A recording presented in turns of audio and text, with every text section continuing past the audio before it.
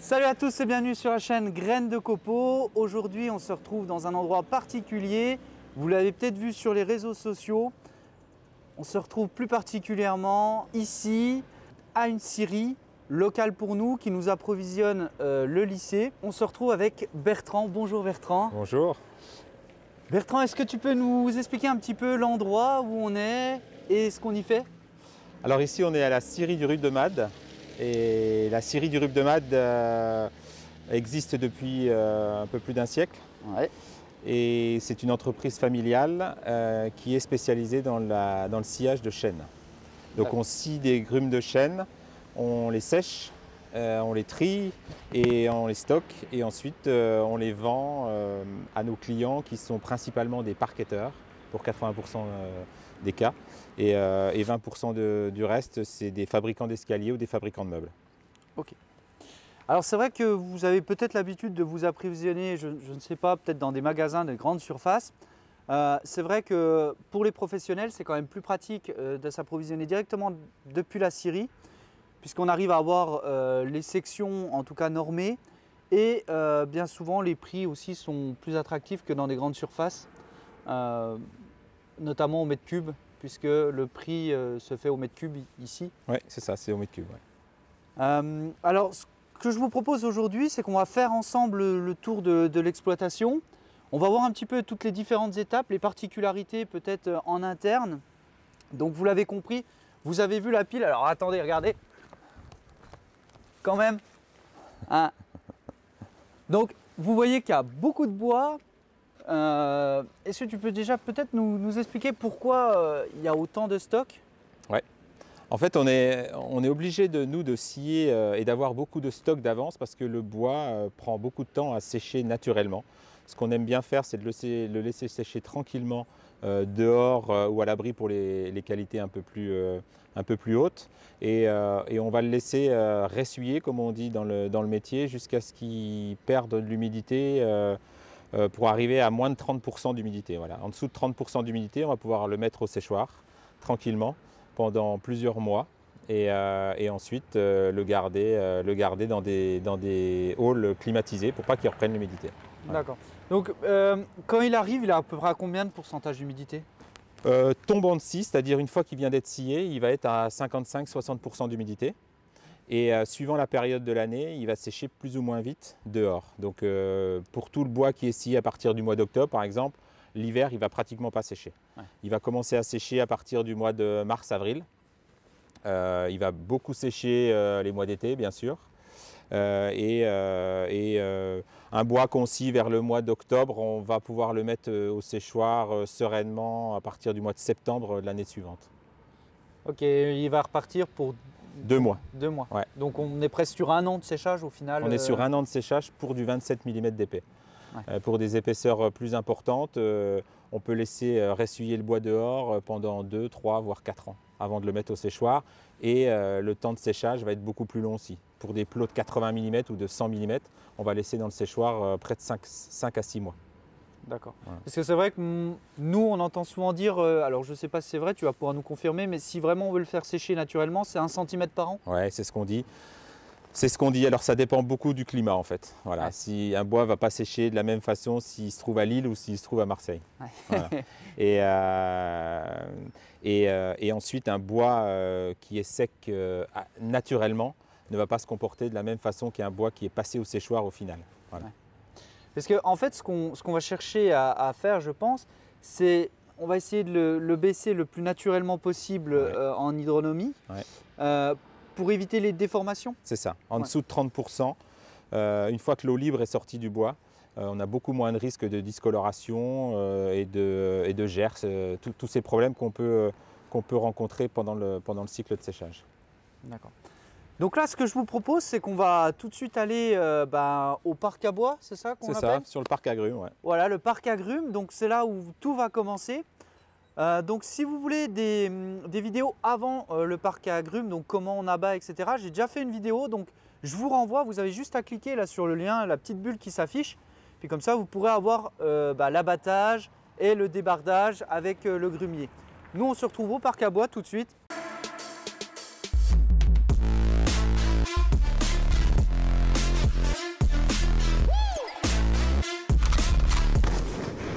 Alors, on commence tout d'abord par le grumier qui vient déposer les grumes. Donc là, vous avez l'exemple. Donc en général, il y en a une petite grue au-dessus. Vous l'avez vu aussi dans le reportage de ma vidéo sur le bois de résonance. Donc il a en général une grue sur le dessus et vous voyez qu'il va venir déposer les grumes dans un endroit de stockage provisoire pour être ensuite repris avec une autre machine. Donc voilà, les grumes, vous voyez que pour l'instant, elles ne sont pas coupées de longueur, elles sont encore longues. Et vous voyez également on est très petit là. Voilà un petit peu l'aperçu. On en voit grandeur qui traîne pendant je sais pas combien de temps sur le bord Donc des routes. voilà un autre angle Généralement, ça traîne du pas longtemps. grenier. Voilà, on essaye de Vous voyez, il y a les des grosses rapatrier le poutres plus en vite possible. IPN pour éviter que les bois se renversent et roulent sur les côtés.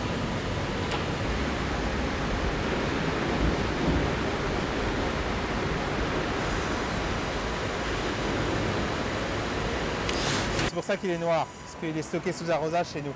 Ouais. Donc il est stocké pour éviter qu'il pourrisse, c'est ça? C'est ça. Ah, du coup, lui, il va être encore plus long, non, à sécher? Non, parce que c'est un peu... généralement, on aime bien quand ça passe sous arrosage, parce qu'il est il est un peu lavé en tanin. Ah oui. Et il est un peu plus tendre, et il va sécher un tout petit peu plus vite. Donc il y aura moins de taches de tanin ou... Il y aura moins de taches de tanin, mais je sais pas, vous avez des taches de tanin généralement? Non, pas tellement. Non. Il n'y a pas trop de taches de tanin, mais ça adoucit un peu le bois, je trouve. Ouais. Enfin, c'est ce que les gens nous disent. Et une fois qu'il est, donc il arrive comme ça, soit il arrive du parc agrumes, mais ou il arrive de forêt comme ça. Et ensuite, on va faire les découpes suivant les qualités de l'agrume. Donc il va y avoir la première partie de l'agrume, la bille, patte, quoi. voilà, Ouais. la bille de pied, tête, ouais. la bille de pied, la bille de tête, la patte qu'on appelle ça Ouais. aussi. Donc généralement c'est la plus belle partie. Et ensuite, plus on va vers le bout de l'agrume, plus on arrive dans les qualités inférieures, dans lesquelles on va faire de la traverse de chemin de fer ou de la traverse paysagère au pire, quoi. Voilà.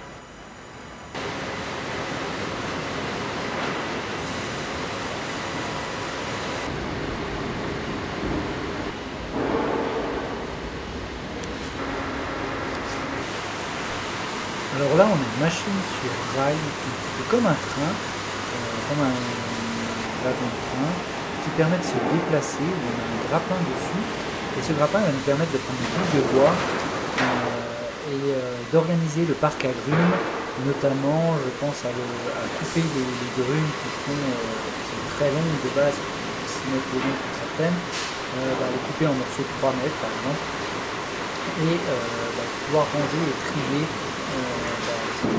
les essences, mais surtout les qualités de bois. Voilà, donc là on a un petit chariot qui permet d'amener les grumes. Donc une fois que le grappin l'a posé sur le chariot, là vous voyez que ça avance et ça va venir déposer la grume sur l'espace qui permet de tourner et d'appréhender la grume. Vous pourrez apercevoir aussi les vérins orange là sur l'image qui permet de bloquer la grume. Et là on a le poste de commande juste derrière. Donc ici c'est le scieur de tête, c'est la scie tête avec le scieur de tête qui lui, suivant l'agrume et suivant l'ouverture de l'agrume, va déterminer l'épaisseur de sciage. Il y a un ordinateur qui l'aide à calculer voilà, comment, ce qu'il faut qu'il coupe comme épaisseur. Ça c'est le cubage, la longueur, le diamètre grand bout, gros bout et le diamètre fin bout. Et ça c'est le milieu. Et normalement, le cube, je l'ai là. Voilà. Aujourd'hui, j'ai fait 32 mètres cubes 784 pour 33 grumes sciées. C'est l'ordinateur de droite.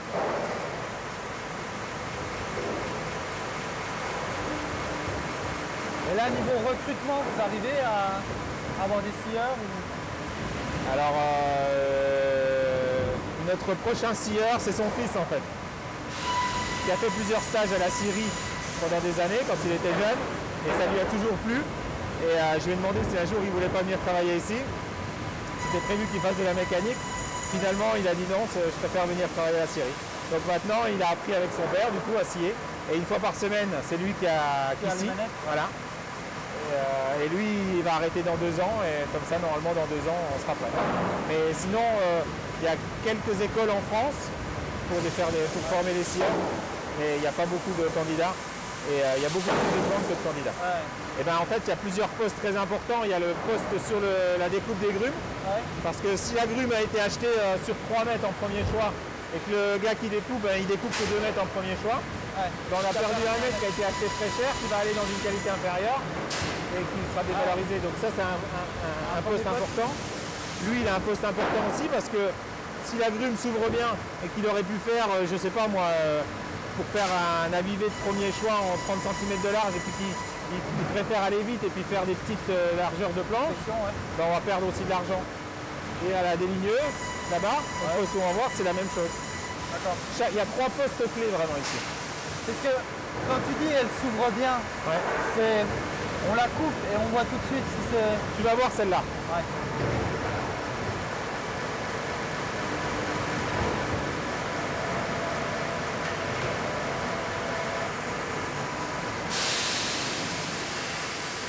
Faut faire quoi ça, 320? Ouais.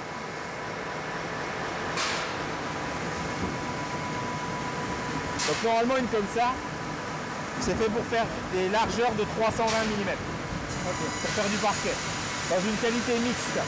Donc on va rester pas sur du premier choix. Il ne faut pas que ce soit des gros nœuds pourris. Ouais. Mais on peut, c'est une qualité qui va de QF1A à QF4. D'accord. Donc il va commencer par faire un noyau en fait de 320. Donc là tu vois pour l'instant elle s'ouvre bien. C'est sympa. Ouais, visuellement, Voilà. c'est sympa, c'est ça. Voilà.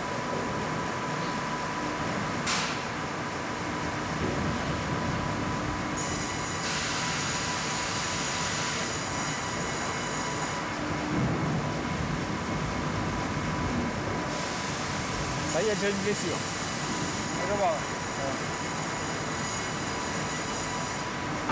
Voilà, elle part. Donc là, il a son noyau. Tu vois, sur l'ordinateur, on le voit là-bas. Il doit faire encore une coupe. Et ensuite, il a son noyau de 320.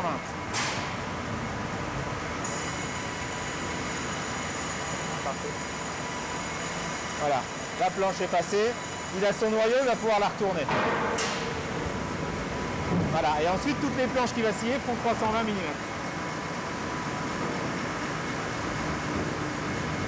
Donc maintenant, encore faut-il qu'elle corresponde à la qualité. Donc ce qu'il y a eu au-dessus et en dessous, ça part en quoi? On va faire du parquet aussi, mais dans des largeurs plus petites. Ça va être trié à la déligneuse. Ça c'est pareil. Tant qu'on n'a pas 4 côtés équarris, on ne peut pas...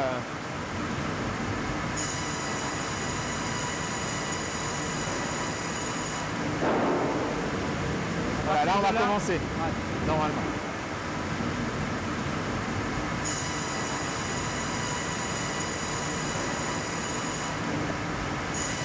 Ouais.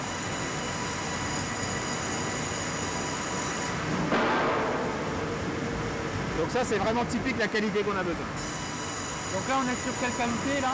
Là on a une qualité mixte, ça veut dire là c'est un QF. Pour l'instant les premières planches étaient plutôt un QF 2.3. Là ça commence à être un peu plus chargé, je pense qu'on va taper dans le cœur après. Donc on va passer dans du QF4, tu vois, voilà. Là par contre le cœur est trop chargé. Elle va pas aller. Donc la planche de cœur il va l'enlever.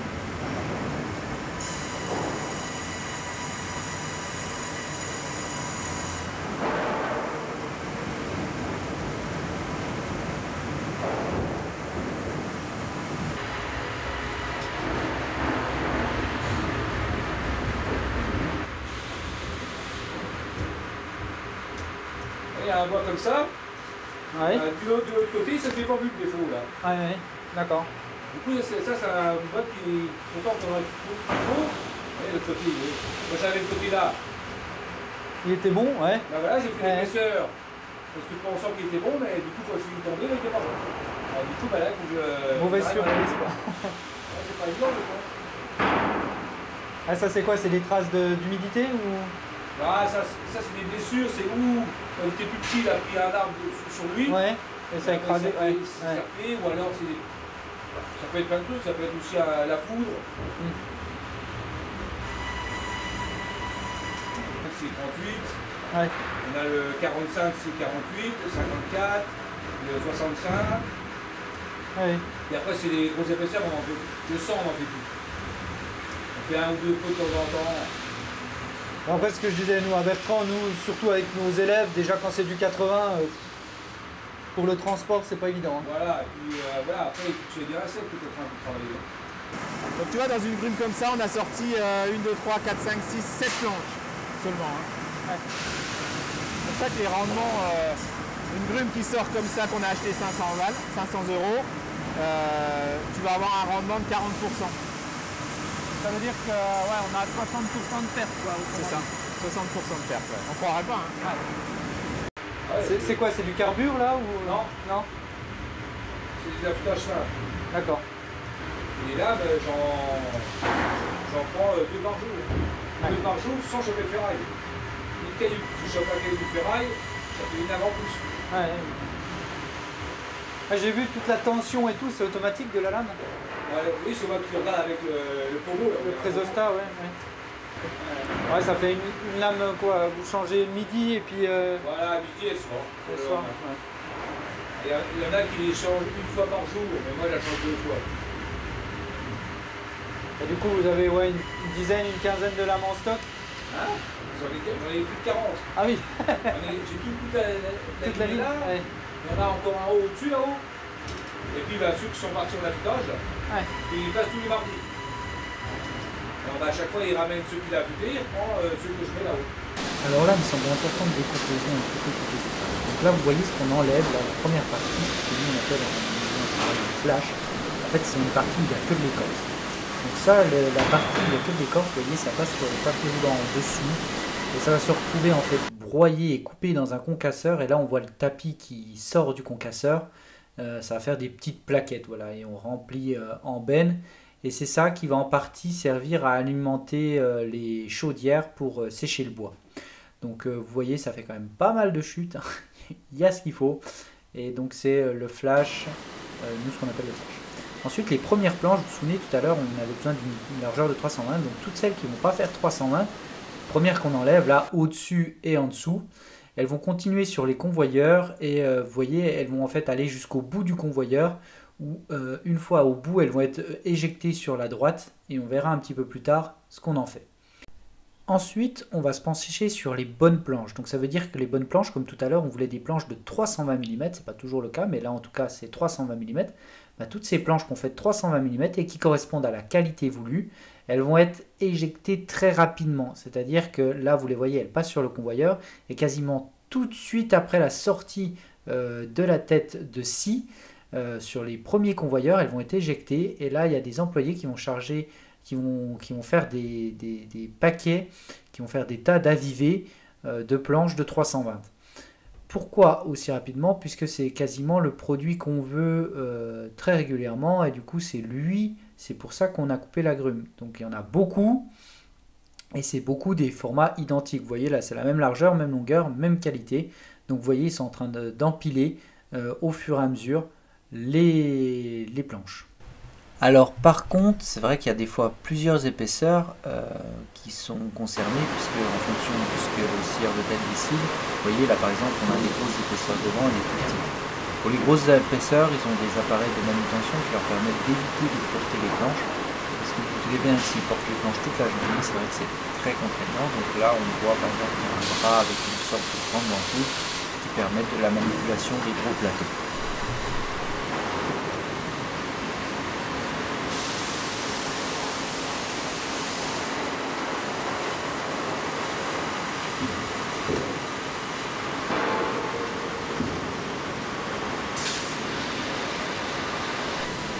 Alors maintenant, on va reprendre toutes les largeurs qui n'étaient pas égales à 320, c'est-à-dire qu'on ne peut pas faire des planches comme vous venez de voir.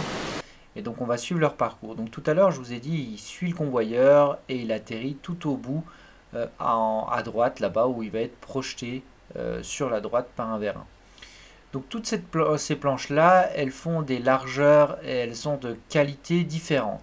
Donc c'est pour ça qu'on va devoir forcément les trier. Donc là on a un autre aperçu vu de derrière. Donc vous voyez encore une fois c'est un système de convoyeur et un système comme de chaîne qui projette les planches sur le côté. Elles vont donc arriver sur le prochain poste de travail, le poste de délignage, et là je vous laisse avec Bertrand pour les explications. poste-là, c'est le poste de délignage. Et donc toutes les planches qui n'ont pas pu aller là, lui il va les reprendre et il va regarder la planche. Donc là tu vois, il y a un gros défaut du bois qui commence à pourrir là-bas. Et il va faire plusieurs largeurs dans sa planche. Il va faire une planche à gauche là, qui va aller sur toute la longueur, je pense. Il va mettre la qualité dessus. Et ensuite il va faire une autre planche qui va couper là-bas. Il va mettre une... voilà, donc ça veut dire qu'eux ils vont la recouper de longueur. Donc là il va faire une planche, une qualité 4, QF4X à droite, et la même QF4X à gauche, mais sur toute la longueur. D'accord. Ouais, donc là en gros il la coupe en deux, après elle va être tronçonnée d'un côté, et l'autre il va garder toute la longueur. C'est ça. Alors là il s'est trouvé qu'il a fait deux fois le même choix, mais le but c'est de faire... de tirer le maximum du premier choix, et après ce qui ne va pas, il fait une autre largeur dans un champ inférieur. Là il ne peut rien faire sur toute la longueur, donc il coupe. Et là les planches là, on va les garder parce qu'on les vend à la tonne pour mettre dans nos péniches, dans le fond des péniches. Et les péniches qui transportent des rondelles, comment on appelle ça, des bobines de métal. Ah, pour pas que ça touche la cale du bateau, on essaie de mettre ça au fond. Okay. Parce que là, du coup, ça gère comment les lames derrière? Il y a 4 ou 5 lames. Et suivant, tu vois les lasers, les lames elles bougent en fait. Il y a une lame fixe et après les autres elles bougent.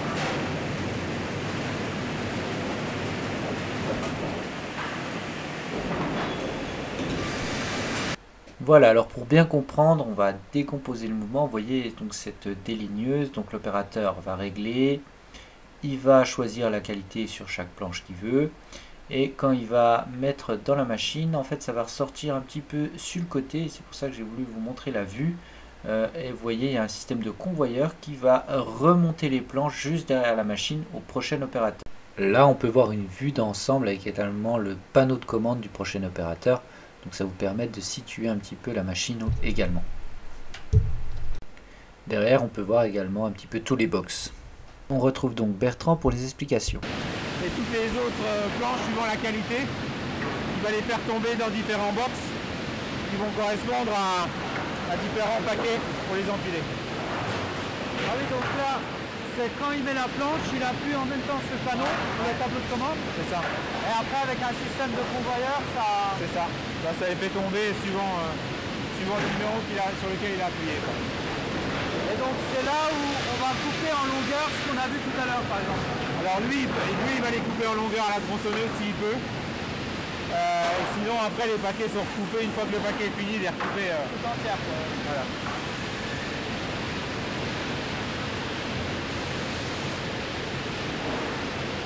Et donc là-bas, après, circuit au Manitou, c'est quoi? Ouais, circuit au... Alors pour les enlever, ceux-là, il y a un pont roulant qui va les amener au bout là-bas, et ensuite c'est le chariot élévateur. Et là, ce qu'on voit là, par exemple, c'est un stock de combien de temps ça? Ça? Ouais. On scie 40 mètres cubes par jour, 35-40 mètres cubes par jour, et on sort 40% de rendement, donc 4 x 4, 16, on va sortir 15 mètres cubes par jour. D'accord. Donc là vous voyez, ça monte, ça monte, ça monte, et là on va trouver un opérateur qui va trier pour empiler après. Donc l'opérateur là il va choisir des bacs dans lesquels ça va être envoyé, donc c'est tout encore une fois un système de convoyeur qui va stocker. On va regarder un petit peu plus, donc il y a à peu près au moins une vingtaine de convoyeurs, à quel endroit disponible, et ça va automatiquement aller dans la bonne pile. Donc il y a à peu près une vingtaine de box au moins pour mettre dans différentes qualités, largeurs, etc. les planches et pouvoir faire des belles palettes.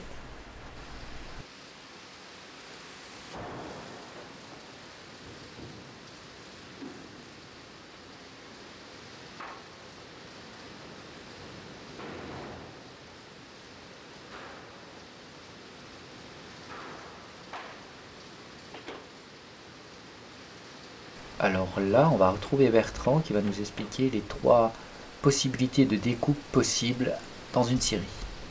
Alors il y a trois sortes de découpes possibles. Donc la première c'est le plot, c'est-à-dire que c'est la grume qui est sciée et reconstituée. comme elle était. Donc on peut la scier en plusieurs épaisseurs. On peut même mélanger les épaisseurs dans le même plot. Ensuite, on peut faire du dépareillé. Donc du dépareillé, c'est des planches qui vont être sorties quand on va scier la grume. Donc une planche qui va correspondre à une qualité, on va la sortir et on va faire un paquet que de cette même qualité. Par contre, les planches proviendront de plusieurs grumes différentes. Donc les puristes ne voudront pas parce que ils auront beaucoup de... Le fil qui est dans le même sens. Enfin, le grain, la couleur, le fil qui sera peut-être différent, etc. Voilà. Même si généralement on scie des lots de grumes qui proviennent généralement de la même forêt. Donc le grain et la couleur sont généralement assez similaires. Par contre, on sort les planches pour faire du dépareillé, pour faire du premier choix. Et du coup, les premières planches, les planches de premier choix sont souvent les doses. Donc dans les paquets de dépareillé, c'est généralement 90% de doses. D'accord. Voilà. Et ensuite, on va avoir de l'avivé. Donc de l'avivé, c'est une planche avec l'écorce qui va être équarrie des 4 côtés pour faire une planche rectangulaire comme celle qu'on voit là. Et, ces planches pourront être triées par largeur et par qualité. Voilà, alors là on va retourner avec Bertrand qui va nous expliquer un petit peu l'étape d'après qui est le séchage naturel. Donc ces plots-là, on les a sciés la semaine 46-2021 pour les laisser ressuyer dehors le plus longtemps possible. Mais on sait très bien que vers le mois de mars-avril, quand le vent va venir de l'est beaucoup et que les températures vont être au-dessus de 12-13 degrés, il va falloir les rentrer ces bois-là parce que sinon ils vont sécher trop vite et ils vont gercer. Donc toutes ces grosses épaisseurs, à partir de 45 dp comme ce plot-là, on va devoir le mettre à l'abri du vent d'est pendant ces mois compliqués de mars-avril pour ensuite les ressortir, mais pas en plein soleil. Il faudra qu'on les mette dans un endroit protégé du soleil, mais pas protégé du vent, pour qu'ils puissent sécher à ce moment-là. Voilà. Alors, est-ce que tu peux nous dire plus davantage sur les lattes que vous utilisez? Oui, alors on utilise des lattes profilées en sapin sec, raboté, pour laisser passer un filet d'air au milieu de la latte, pour qu'il n'y ait pas la latte pleine qui touche le bois, pour que ça sèche, ça puisse sécher et ça ne fasse pas de traces de latte. Voilà. C'est vrai qu'on n'a pas précisé, mais pourquoi on ne met pas les planches les unes sur les autres? Parce que les planches ont besoin de sécher et elles sèchent en laissant passer l'air entre chaque planche. L'air qui va passer va charger de l'humidité qu'il y a dans la planche et va ensuite tirer l'humidité comme ça de la planche. Ouais. Alors là, on est où exactement là? Donc là, on est en gare de stockage de bois frais. Donc les bois qui viennent d'être sciés, qui sont ramenés ici pour essuyer avant d'être séchés. Un bâtiment qui fait à peu près 8000 m², avec une ligne de tri également pour trier les bois sortis de séchoir, c'est-à-dire les dépiler, les délater et trier par éventuellement largeur, qualité et longueur, plus 6 cellules de séchage d'une capacité de 100 m³ chacune. D'accord. Ah, donc là on a les séchoirs, c'est ça? Oui. Ah, bah attends, Ici on a 6 cellules de séchoir.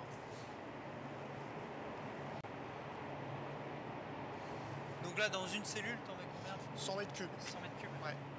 Donc on a 600 m³ de... Ici 600 m³ quasiment constamment de séchage. En plus des 600-700 qu'on a en bas. Donc là, elles vont rester 2 mois? Elles vont rester entre 1 mois et 2 mois pour du 27 mm en fonction de la période où on les a sciés et où ils ont été mis au séchoir. Et après, sur des plus grosses épaisseurs, ça peut rester jusqu'à 4 mois, 5 mois, quand on sèche du 80. D'accord. Ah oui, donc ça vous fait à peu près 600 m³ séchés par tous les 2 mois à peu près, quoi. On a plus que ça, on est quasiment à 1000 m³. Ah oui, 1000 m³. Ouais, parce qu'en bas, on a 7 séchoirs, oui, ça en fait plus les 6 d'ici. Alors on a 4 un peu plus petits et 3 à 200 m³. Et en proportion, en 27 par rapport au reste, c'est quoi ça? Presque 50% ou... Ah, c'est peut-être un peu plus même. Ouais. En fait, la scierie qu'on a en Bourgogne fait que du 27. Et nous ici, on fait quasiment que du 27. Après, on fait un peu de 45, de 35, de 54, 65. Mais la grosse majorité, c'est du 27 mm. C'est grand, hein? Ouais, et là, on n'a pas beaucoup de bois dedans. D'habitude, on a beaucoup plus de bois que ça. Et du coup, l'orientation des lames là, derrière, c'est fait exprès pour le vent peut-être? Oui. Ouais. En fait, en fonction du vent, On a des vents qui sont plus ou moins gênants pour le séchage, le ressuyage du bois. Donc il faut les couper.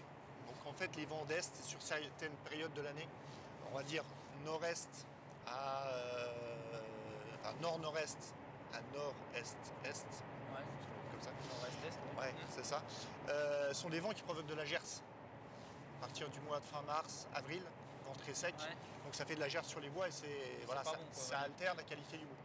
Donc l'orientation a été faite comme ça et en plus on a un système de rideau Ouais, j'ai vu tout autour. tout autour du bâtiment qui est piloté avec un ordinateur, une girouette et en fonction du vent, de la température et de l'humidité extérieure, elle a des consignes de fermeture et d'ouverture. Ah oui, donc les volets qu'on voit là, ça permet d'orienter le... Ça permet de fermer, par exemple quand il y a les mauvais vents, ça ferme et ça bloque en fait les vents. Et dès que les conditions sont propices au ressuyage du bois, ça se couvre. Alors là, on va voir l'alimentation des séchoirs.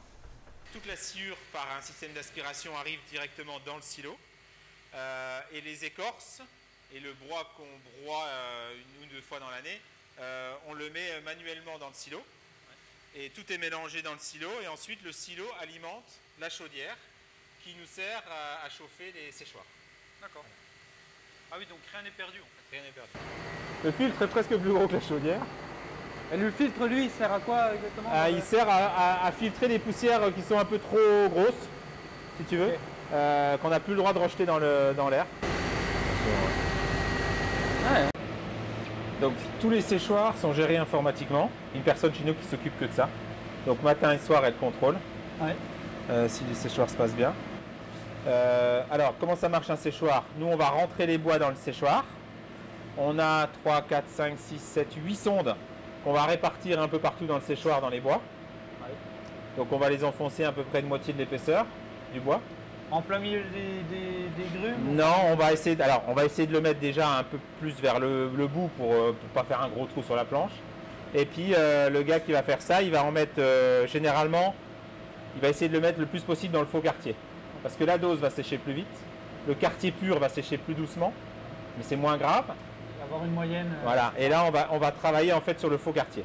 Parce que si le quartier est encore à 12 alors que le faux quartier est à 10, le quartier ne bougera pas, même s'il est à 12% d'humidité. Tandis que si le dose est à 12, là elle va bouger encore, en séchant. Le faux quartier, c'est ce qui va servir de base. Donc on va mettre toutes les sondes dans le faux quartier. Et après, on a des programmes qu'on met en route. Et l'ordinateur va travailler tout seul. Donc il va faire la moyenne des sondes. Donc là, la moyenne des sondes fait de 21,9. Et il va travailler par rapport à cette moyenne et par rapport au programme qu'on lui aura donné. Donc là, il va demander une température de 38,3 degrés. Et il va demander un degré d'humidité dans la chambre de 11,2. Et c'est ce degré d'humidité dans la chambre vers lequel les bois vont tendre, en fait. Oui, c'est l'idéal du... C'est ça, c'est-à-dire que... Alors c'est un peu compliqué à comprendre quand on n'a pas... quand on ne s'est pas penché vraiment là-dessus, mais c'est l'humidité de l'air ambiant vers lequel le bois va essayer de tendre. Donc il va diminuer en humidité jusqu'à ce qu'il ait atteint l'humidité de l'ambiant. Oui. Voilà. Et c'est pour ça que cette humidité ambiante, on va la démarrer assez haute au début du cycle et progressivement on va la diminuer, on va la baisser. À la fin du cycle, on va être à 5-6 pour que nos bois soient à 8 à peu près. Ouais. Voilà. Pour avoir un bois exploitable en menuiserie. C'est ça, exactement. Donc là, la température elle est de 40, c'est ça à peu près? On va regarder. 38, ouais. Quelque chose comme ça. Là, on est à 53,8. Ah oui. On est à la fin du cycle. Tu vois, les sondes sont à 12. On va descendre encore plus bas, mais on commence à devenir bon, quoi, pas trop mal. Donc on est à la fin du cycle, on va monter jusqu'à 57, 58. Et en plus, nous, on fait exprès de rester 3 jours à 58. Comme ça tue toutes les bestioles qu'il pourrait y avoir éventuellement dedans. Okay. Ouais. C'est comme un traitement NIMP15 haute température. Okay. D'ailleurs, on est certifié pour faire un traitement NIMP15. Donc une fois que tout va être séché, les bois vont être séchés, ils vont être entreposés dans d'énormes entrepôts. Là, vous pourrez voir le stock impressionnant dans l'entrepôt. Donc tout ça, c'est du bois qui est sec, donc qui est déjà passé au séchoir, qui attend simplement d'être acheté ou expédié. N'hésitez pas également, si la veste que je porte actuellement vous plaît, j'ai une boutique en ligne, je vous mets le lien juste au-dessus. Ça m'encourage vraiment, ça m'aide et ça subventionne tout le matériel dont j'ai besoin pour vous faire ces reportages. Donc je vous remercie à tous ceux qui le feront. Alors là c'est juste simplement pour vous montrer, regardez encore une fois la pile. J'arrive même pas à la deuxième, il y en a 5 voire 6 parfois. C'est vrai que c'est très très grand et ça sent très très bon le chêne. J'espère en tout cas que le reportage vous a apporté les éléments que vous vouliez. Simplement pour vous dire, je vous mets le petit lien, c'est la même vidéo mais en beaucoup plus court si vous voulez la revisionner ou si vous voulez avoir que les étapes importantes de cette vidéo. J'en ai fait une beaucoup plus courte, donc je vous mets le lien juste au-dessus. Si la vidéo vous a plu, n'hésitez vraiment pas à vous abonner à la chaîne, à aimer la vidéo, ça m'encourage vraiment. Merci de le faire, merci de me soutenir tous les jours. Vous retrouverez bien sûr comme d'habitude tous les liens en description de la vidéo. Et moi je vous dis à bientôt pour une nouvelle vidéo sur la chaîne Graines de Copeaux. A très vite.